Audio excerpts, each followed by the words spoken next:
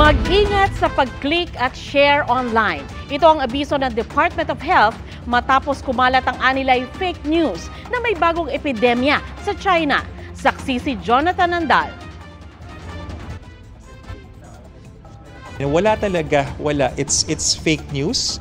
Mismong Department of Health at Chinese Embassy na ang nagsasabi, fake news ang kumakalat na post sa X na may bagong epidemya sa China na pumupuno umano sa kanilang mga ospital. Sabi rin ng kalakip na community note, wala itong basihan. Officially, nagparating rin tayo ng communication sa World Health Organization. Obligado ang mga bansa na magsabi sa kapwa bansa kung meron silang iniinda, kung may sakit sila so to speak. Wala rin, zero. Kung meron talagang totoo na balita na sakit na kakaiba, kami yung una pong magsasabi. Sabi ng isang Pinoy na nakatira sa Wuhan, China, may mga inuubo, sinisipo na tinatrangkaso talaga doon dahil winter ngayon sa kanila. Pero di gaya ng ipinapakalat ng post, walang deklarasyon ng state of emergency. Actually, lumalabas po kami ng normal, wala pong mga nakamas. Kahit saan po kayo magpunta na wala pong panic na nangyayari. Wala pong mga news na lumalabas po dito sa China na meron po kaming kailangan mga pag-iingat about sa mga ganyang pong sakit. Nagkataon rin na ito yung panahon na natural talaga, panahon ng taglamig. Pag ganito kasi talaga tumataas ang bilang ng mga respiratory illnesses, yung mga sa Tagalog malatrangkasong sakit, influenza-like illness. Natural yan every year.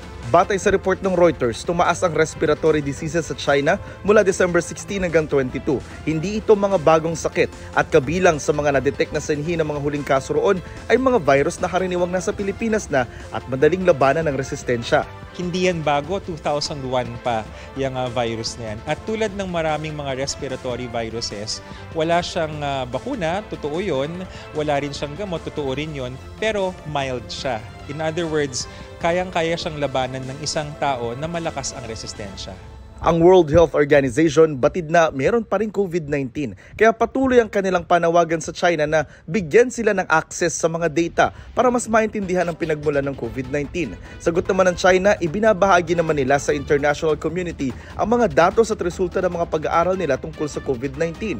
Pero bakit nga ba ganoon na lang ang takot at pagkabahala ng ilang mga Pinoy nang mabasa ang viral na post? Sabi ng DOH, posibleng dulot yan ng PTSD o Post-Traumatic Stress Disorder sa COVID pandemic.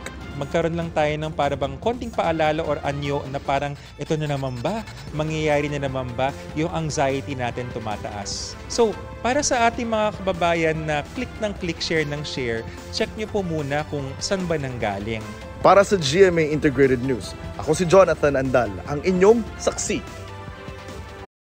Mga kapuso, maging una sa saksi. Mag-subscribe sa GMA Integrated News sa YouTube para sa iba't ibang balita.